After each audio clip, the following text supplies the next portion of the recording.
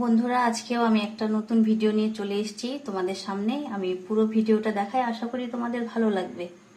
তো এখানে দেখো, আমি ছাতু নিয়ে নিয়েছি, ঠিক আছে। ছাতুর মধ্যে আমি কিছুটা নুন দিয়ে দিচ্ছি, এই যে কিছুটা নুন দিয়ে দিলাম।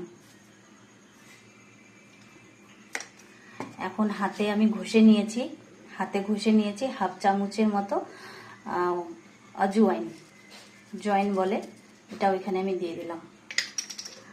আর এখানে কেটে রেখেছি, আমি সব দেখাচ্ছি। আর দেখো, এখানে আমি কেটে রেখেছি কাঁচা লঙ্কা, এখানে 4টে কাঁচা লঙ্কা আছে, খুব ছোট্ট করে কেটেছি। এখানে রসুন 7-8 টুকরা আছে, ছোট ছোট করে কেটে নিয়েছি, যত ছোট করতে পারবে।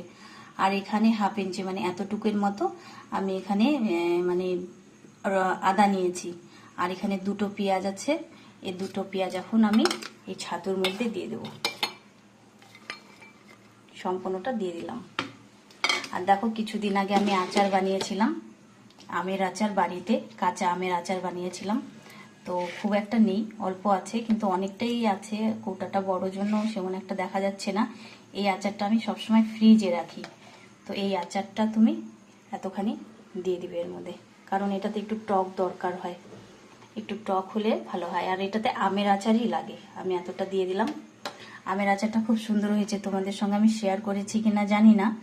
তো এই দেখো, আমের আচারটা খুব টেস্টি হয়েছে। আমি এটা ফেসবুকে দেখেই আমি বানিয়েছিলাম, প্রচণ্ড টেস্ট হয়েছে। রুটি দিয়ে বলো, যাই দিয়ে বলো, খেতে খুব টেস্ট হয়। আর এটাকে এখন আমি জল ছাড়া খুব সুন্দরভাবে মাখবো এটাকে।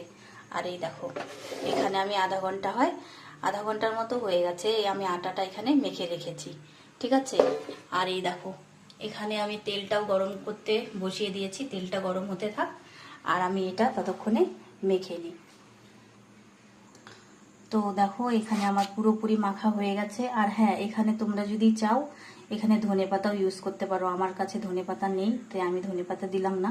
তারপরে আটাটাকে মাখা হয়ে গেছে, যে এই দেখো আমি এটা কালেকশন করেছি সাবানের তো এই আটাটাকে এরকম করে গোল করে এরকম করে নেব, এরকম করে নিয়ে এটাকে এরকম করব গোল। তারপরে এটার মধ্যে আমি চামচ দিয়ে ভরবো, যতটা পারো ভরতে, যতটা ঠেসে ঠেসে ভরতে পারো ততটা ভরবে। তো আমার হয়ে গেল ভরা। তারপরে এটাকে এরকম করে বন্ধ করে দেবে।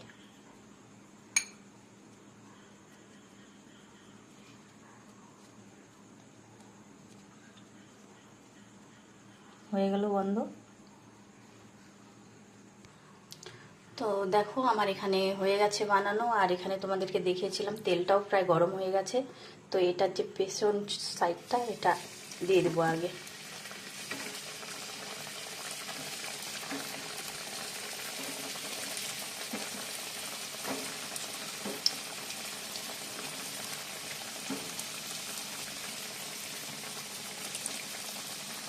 তো এক পাশ হয়ে গেলে, এক পাশটা যখন হয়ে যায়, আমি কিন্তু সাদা তেলে বানাচ্ছি বন্ধুরা, এটা এটা তোমরাও চেষ্টা করবে সাদা তেলে বানানোর, তাহলে গ্যাস হবে না।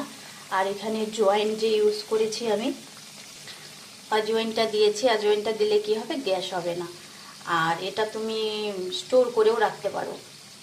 এটা হচ্ছে তোমার একদম মালপোয়ার মতোই হয়, এটা চা দিয়েও খেতে ভালো লাগে। আর তোমার হচ্ছে কি জানি বলে ওটাকে, আলু চোখা। তারপরে তোমার হচ্ছে আমি যেমন আমার বরমশাই কোনো সময় আলু চোখা দিয়ে খায়, তো আমি আলুটাকে সিদ্ধ করে রেখে দিয়েছি। আর টমেটো পুড়াবো, টমেটো পুড়িয়ে তারপরে এটাকে আমি আচার বানাবো। আর রসুনটাকেও একটু পুড়িয়ে নিব। তো ওটাও আমি বানিয়েছি, এখানে অ্যাড করব, তোমাদেরকে দেখাবো আচার বানানোটাও।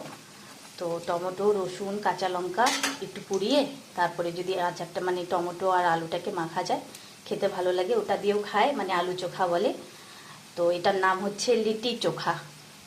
লিটি চোখাটা খেতে অনেকেই ভালোবাসে, আমি আগে খেতাম না, আমার ভালো লাগতো না। তো আমার বরমশাই চা দিয়েও খেতে ভালোবাসে। এটা তুমি 2-3 দিন 4 দিন রেখেও খেতে পারবে এটা। আর একটু লাল লাল করে গ্যাসটাকে কমিয়ে তারপরে এটা করবে, কারণ এটা ভেতরেও হয়ে যাবে ততক্ষণ। আর আরও ছোট ছোট করেও বানাতে পারো এটা। আরও ছোট ছোট করেও বানানো যায়, তো আমার সময়ের প্রচণ্ড অভাব, তো সে কারণে অনেক দিন থেকে ভাবছি বানাবো। এর আগে আমি পোস্ট করেছিলাম, তো আবার এখন আমি পুরোটা দেখিয়ে তোমাদেরকে বানালাম। তো ভিডিওটা আমার অনেক বড় হয়ে গেল, একটু লাল লাল করে ভেজে নিই, আর বাদ বাকি যে আচারটা এর মধ্যে অ্যাড করে তোমাদেরকে দেখাবো। এটার নাম লিটি চোখা। চা দিয়েও খেতে মানে ভালো লাগে, আর ইয়ে দিয়ে খেতেও ভালো লাগে।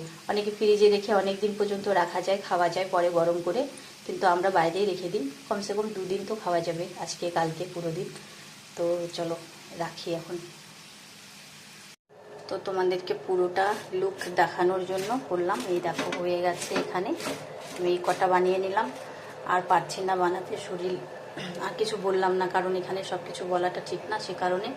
আর এই দেখো আমি চা বসিয়ে দিয়েছি, এখানে চা বানাবো, আদা তারপরে তোমার গোলমরিচ সব দিয়ে দিয়েছি, দুধটা জাল হয়ে গেছে, একটু পরে দিব। তো কেমন লাগলো অবশ্যই জানাবে সম্পূর্ণ ভিডিওটা, আর কে কে খেতে ভালোবাসো অবশ্যই জানাবে, আর কেমন লাগলো ভিডিওটা সেটাও জানাবে।